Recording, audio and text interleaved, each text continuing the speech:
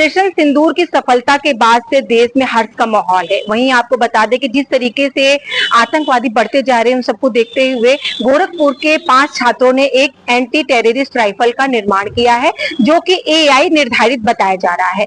बता दें आपको कि इस राइफल की खासियत ये है कि ये राइफल स्वतः ही आतंकवादियों को टारगेट करके उन्हें निष्क्रिय कर देता है।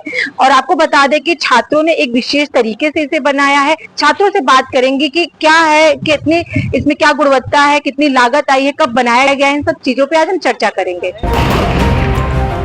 गोरखपुर के 5 छात्रों ने तैयार किया आईसी लेस राइफल। सीमा पर सुरक्षा का नया हथियार, जवानों के लिए गेम चेंजर। सिग्नल जैमर से भी नहीं होता प्रभावित, खुद का आए मस्ती। इस दौरान छात्रों ने हमसे बात करते हुए बताया है कि ये प्रोजेक्ट 8 महीनों की कड़ी मेहनत और लगभग 2.5 लाख की लागत में पूरा किया गया है।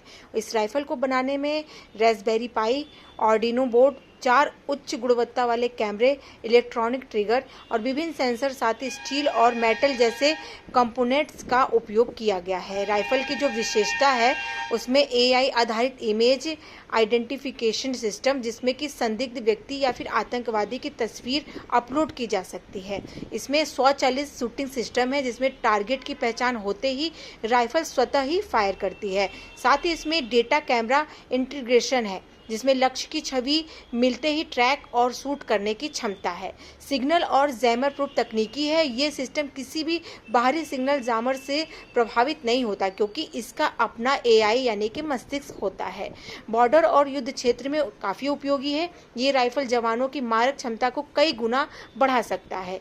इस दौरान छात्र अंशी श्रीवास्तव ने हमें बताया कि कश्मीर में मासूमों की हत्या से हम सभी व्यथित हैं। हमने तकनीक के जरिए आतंकवाद के खिलाफ एक कारगर कदम उठाने की कोशिश की है।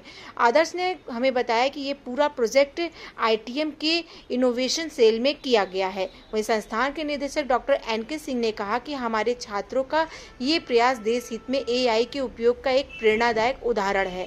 हमारे इनोवेशन लैब छात्रों को नए विचारों पर काम करने के लिए प्रेरित करती है। हमारे संस्थान के बच्चों ने 21 मई को राष्ट्रीय आतंकवाद विरोधी दिवस जो घोषित किया गया है उसको ध्यान में रखते हुए एक एआई तकनीक का प्रयोग करके एक ऐसी गन बनाई है जो आतंकवादियों के बहुत सारे डिटेल्स जो हमें पहले से उपलब्ध रहते हैं उनके आधार पर इस एआई गन को ट्रेन करके उनसे मुकाबला करने के लिए, या ऐसी स्थिति जब भी खड़ी हो कि उन आतंकवादी उस गन के आसपास से कहीं पास हों तो उनको फायर करने में ये गन सक्षम है। इसका एक उपयोग और भी कर सकता है, जैसे इसमें हमने जो भी हमारे पास डेटा उपलब्ध था उन सारे आतंकवादियों के डिटेल्स तो हमने इस गन को ट्रेन कर दिया और ये उनसे निपटने के लिए सक्षम है। एक ऐसी स्थिति भी हम इसमें तैयार करके रखे हुए हैं कि इस कैमरे में हम मॉनिटर भी कर सकते हैं कि अगर कोई आतंकवादी जो उसकी मेमोरी में है उसके अलावा कोई यहाँ पर ऐसी गतिविधि कर रहा है तब भी हम उसको कंट्रोल या नियंत्रित करने में इस गन की मदद ले सकते हैं।